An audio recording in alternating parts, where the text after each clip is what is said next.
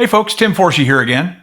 Hey, one question we get quite a bit, again, both in my practice and when I'm teaching, is what do we do about the loud noises associated with home defense? And this is something a lot of people have never experienced, but if you ever had a firearm fired indoors with no hearing protection, it's a lot different if it's out in the desert or out outdoor shooting range without hearing protection. It's still loud and it still hurts your ears, but it is a whole different phenomenon when it happens indoors, when you've got a ceiling a foot and a half over your head and everything's painted a nice satin or gloss of white. A gunshot is an incredibly loud experience, and it's got to be like 3 times as bad when it's indoors. So with a handgun, that's one thing. With a rifle, it's a completely new experience. It is life-alteringly horrible. We're talking permanent damage to hearing, absolutely, almost guaranteed. We're talking sometimes short-term damage to even to the inner ear. We can get ruptured eardrums. You can get inner ear problems. People literally having extreme vertigo, bending over, vomiting. It is debilitating. You're in the middle of a fight for your life. There's home invaders coming into your house. You use your AR-15 to defend you and your family's lives. And suddenly after shot number 2, you find yourself on your knees vomiting and there's still 2 bad guys in your house. Not a good situation. So a lot of people out there, myself included, strongly advocate that the way to solve this problem is to put a suppressor, a silencer, or what I would prefer to call a muffler, on your home defense firearms. I've got a couple of examples here in the background. You can see my home defense weapon, which is a short-barreled LWRC carbine with a suppressor attached. This is a very efficient home defense weapon. Again, a lot of people say a rifle is a very, very inappropriate home defense weapon because it will penetrate your walls, endangering other people in the home, endangering your neighbors even. All I can tell you is that I use 40 grain varmint load 223 rounds in my home defense weapon.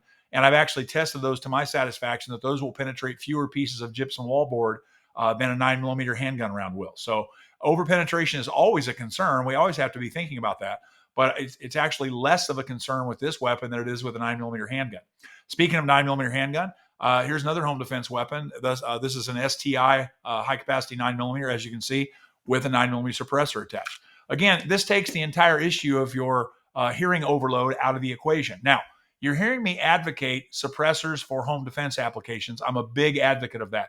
I am not an advocate of suppressors for civilian use outside of the home for self-defense. I think that starts looking like a very bad episode of The Sopranos when you start screwing your suppressor on a video camera in the Walmart parking lot to solve a mass murder problem.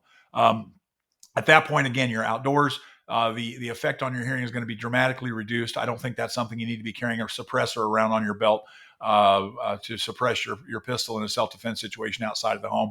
In fact, I strongly recommend against that. So, but again, there's a lot of information on the internet about this. Make sure you're getting good information from reliable sources.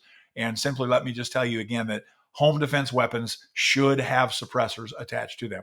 If you're trying to negotiate the new world of the National Firearms Act for the first time, I'll save you a little bit of trouble. The first thing you want to do is you want to set up a National Firearms Act revocable trust, an NFA trust, in order to acquire those items, because it's going to make the rest of your life and the rest of your family's life a whole heck of a lot easier to deal with. So look into the whole concept of an NFA trust. T Forshey Law, we do those quite often. So if you need any help with an NFA trust, questions about your existing trust, or if you'd like to set one up, please contact us here at Forshey Law.